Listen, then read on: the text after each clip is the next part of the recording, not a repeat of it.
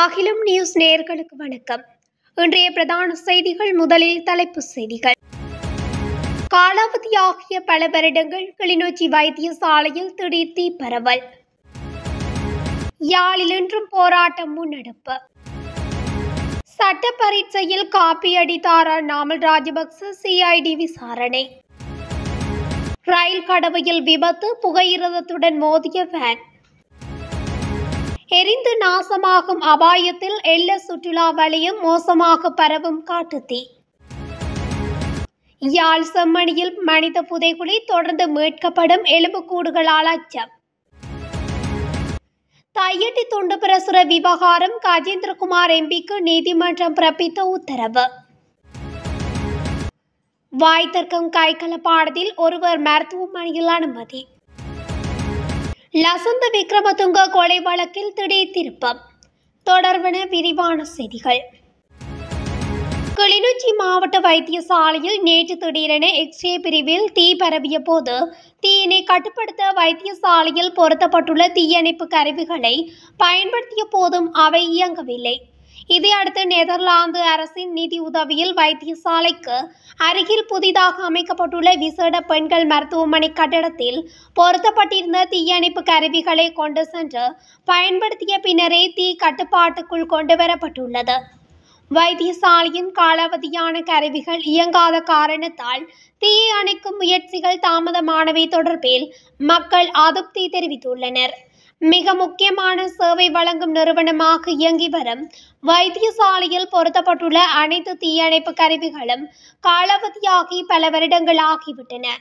எனினும் இதுவரை அவை திருத்தப்படவோ மாற்றப்படவோ இல்லை என்றும் இது அதிகாரிகளின் அக்கறையின்மை என்றும் வெளிப்படுத்துகிறதாகவும் சமூக ஆர்வலர்கள் சுட்டிக்காட்டுகின்றனர்.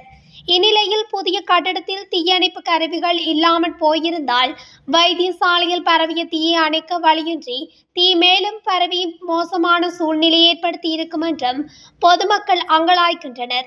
தீ விபத்தின் போது ஆரம்ப கட்டத்தில் உடனடியாக தீயை அணைப்பதற்கு பயன்படுத்தப்படுகின்ற தீயணைப்பு கருவிகள் வருடந்தோறும் புதுப்பிக்கப்பட வேண்டும்.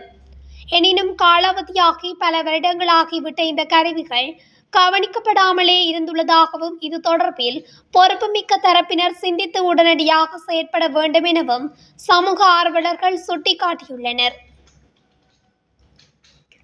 யாழ்ப்பாணம் மாவட்ட செயலகத்திற்கு முன்னால் இன்றும் வேலைவாய்ப்பினை வழங்குமாறு கோரி வேலையில்லா பட்டதாரிகள் கவனஈர்ப்பு போராட்டத்தில் ஈடுபட்டனர். வேலையில்லா பட்டதாரிகள் கடந்த சில வாரங்களாக தொடர்ச்சியாக போராட்டத்தில் ஈடுபட்டு வருகின்றனர். இன்றைய தினம் 2025ஆம் ஆண்டுக்கான வரவு செலவு வேலை திட்டம் தொடர்பான ஒருங்கிணைப்பு குழு கூட்டமானது மாவட்ட செயலகத்தில் நடைபெற்றது. அதில் அமைச்சர்கள் மற்றும் நாடாளுமன்ற உறுப்பினர்கள் கலந்து கொண்டுள்ளனர். இந்நிலையில் யாழ் மாவட்ட செயலகத்திற்கு முன்னால் வேலையில்லா பட்டதாரிகள் போராட்டத்தில் ஈடுபட்டிருந்தனர். நாடாளுமன்ற உறுப்பினர் நாமல் ராஜபக்ச சட்டக்கல்லூரி பரீட்சைக்கு சட்டவிரோதமாக தோன்றியமை குறித்து குற்றப்புலனாய்வுத்துறை விசாரணையை தொடங்கியுள்ளது. நாடாளுமன்ற உறுப்பினர் நாமல் ராஜபக்ச 2 வழக்கறிஞர்களின் உதவியுடன் சட்டக்கல்லூரியில் நடைபெற்ற தேர்வுக்கு ஆஜராகி சட்டவிரோதமாக சட்டப்பட்டம் பெற்றதாக கூறி குற்றப்புலனாய்வுத்துறையில் முறைப்பாடு அளிக்கப்பட்டுள்ளது. இது தொடர்பில் லஞ்சம், ஊழல் மற்றும் வீண்விரயத்துக்கு எதிரான சிட்டிசன் பவர் என்ற அமைப்பு குற்றப்புலனாய்வு பிரிவில் முறைப்பாடு அளித்துள்ளது. மேற்கண்ட சம்பவம் குறித்து முறையான விசாரணை நடத்தப்பட்டு தேவையான சட்ட நடவடிக்கை எடுக்கப்பட வேண்டும் என்று இந்த அமைப்பு கோரிக்கை விடுத்துள்ளது. அதன்படி குற்றவியல் நடைமுறை சட்டத்தின் விதிகளின்படி இது தொடர்பாக முழுமையான விசாரணையை நடத்துமாறு குற்றப்புலனாய்வுத்துறை பணிப்பாளருக்கு பதில் போலீஸ் மா அதிபர் வலியுறுத்தியுள்ளார். இந்த விவகாரம் தொடர்பாக குற்றப்புலனாய்வுத்துறை விசாரணையை தொடங்கியுள்ளது. இன்று காலை வெலிகம பெலேன பகுதியில் உள்ள ரயில் கடவையில் விபத்தொன்று ஏற்பட்டுள்ளது. பெலியத்தையில் இருந்து அனுராதபுரம் நோக்கி பயணித்த ராஜரட்ட ரயில் வேன் ஒன்றுடன் மோதியதில் குறித்த விபத்து சம்பவித்துள்ளது. இந்த விபத்தில் வேன் பலத்த சேதமடைந்துள்ளதோடு சாரதிக்கு சிறு காயம் ஏற்பட்டது. சுற்றுலா பயணிகளை ஏற்றிச் செல்வதற்கான சேவையில் ஈடுபட்டு வரும் வேன் ஒன்றை இவ்வாறு விபத்துக்குள்ளானதாக போலீசார் தெரிவித்தனர். எனினும் இந்த விபத்து நடந்த நேரத்தில் வேனின் சாரதி மட்டுமே இருந்துள்ளார். விபத்து நடந்த நேரத்தில் ரயில் கடவையில் நிறுவப்பட்ட எச்சரிக்கை மணி மற்றும் ஒளி சமிக்ஞை அமைப்பு செயலிழந்திருந்ததாக தெரிவிக்கப்படுகிறது. மேலும் விபத்து தொடர்பில் போலீசார் மேலதிக விசாரணைகளை ஆரம்பித்துள்ளனர். எல்ல சுற்றுலா நகரத்திற்கு அருகிலுள்ள எல்ல பாறை பகுதியில் ஏற்பட்ட தீ விபத்தால் தற்போது எல்ல மலைத்தொடர் முழுவதும் பரவும் அபாயத்தில் உள்ளது. தற்போது பண்டாரவளை பாதுகாப்பு அதிகாரிகள், எல்ல பிரதேச செயலகம் மற்றும் தேத்தலாவி விமானப்படை மற்றும் இராணுவ அதிகாரிகள் தீயை அணைக்க கடுமையாக செயற்பட்டு வருகின்றனர். காற்றின் வேகம் மற்றும் செங்குத்தான சரிவுகள் காரணமாக தீயை கட்டுப்படுத்துவது மிகவும் கடினமாக உள்ளதாக தெரிவிக்கப்படுகிறது. இருப்பினும் வனவிலங்கு மண்டலத்திற்கு மேலே உள்ள வன பாதுகாப்பு மண்டலத்திற்குள் தீ நுழைவதை தடுக்க வன பாதுகாப்பு அதிகாரிகளின் தலையீட்டால் வன எல்லையில் தேவையான நடவடிக்கைகள் எடுக்கப்பட்டுள்ளதாக கூறப்படுகிறது. இந்த நிலையில் தீ எல்ல வெள்ளவாய பிரதான வீதி அடைவதை கட்டுப்படுத்த பண்டாரவளை மாநகர சபையின் தீயணைப்பு வாகனங்களின் உதவியை பெறவும் ஏற்பாடுகள் செய்யப்பட்டுள்ளன. யாழ்ப்பாணம் செம்மணி பகுதியில் அமைந்துள்ள அரியாலை சிந்துபாத் மயானத்தில் எலும்புக்கூடுகள் மீட்கப்படுவது பல்வேறு சந்தேகங்களையும் அச்சத்தையும் தோற்றுவித்துள்ளது. இந்த மனித எலும்புக்கூட்டு எச்சங்கள் நேற்று வியாழக்கிழமை கண்டெடுக்கப்பட்டுள்ளன. சம்பவம் தொடர்பில் தெரிய வருவதாவது, குறித்த மயானத்தில் நல்லூர் பிரதேச சபையினால் மின்தகன எரியூட்டி அமைப்பதற்கான பூர்வாங்க வேலைகள் முன்னெடுக்கப்பட்டுள்ளன. குறித்த மயானத்திற்குள் எரியூட்டி அமைப்பதற்காக நல்லூர் பிரதேச சபையினால் ஒப்பந்ததாரர்களுக்கு வழங்கப்பட்டுள்ளது.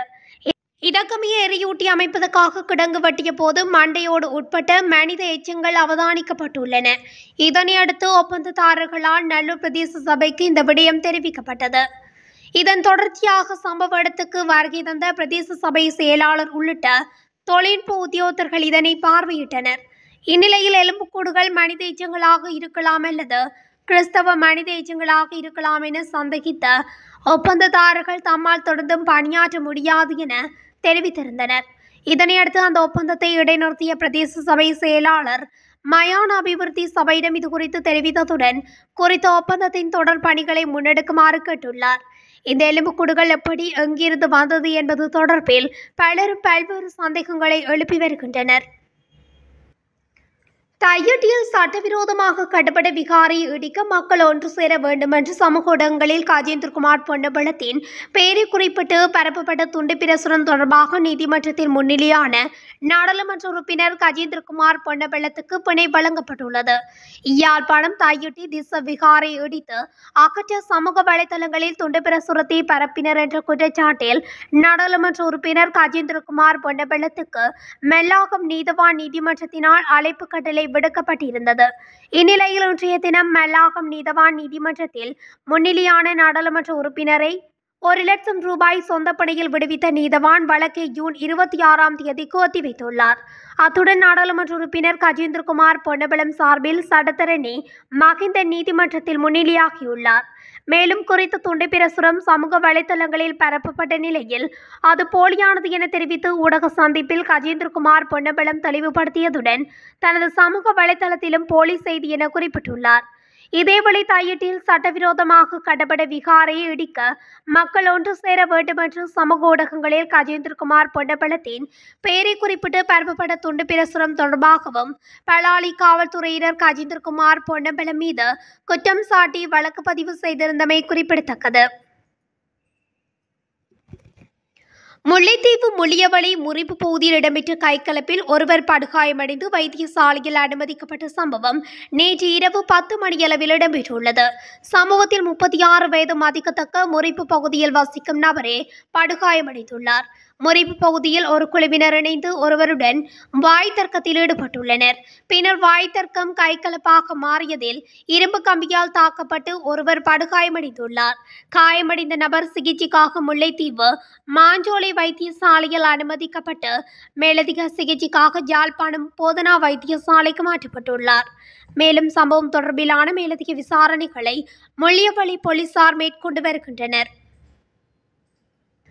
லசந்த விக்ரமதுங்க கொலை வழக்குடன் தொடர்புடைய சந்தேக நபர்களின் விடுதலை உத்தரவு தற்காலிகமாக நிறுத்தப்பட்டுள்ளதாக தகவல்கள் வெளியாகியுள்ளன.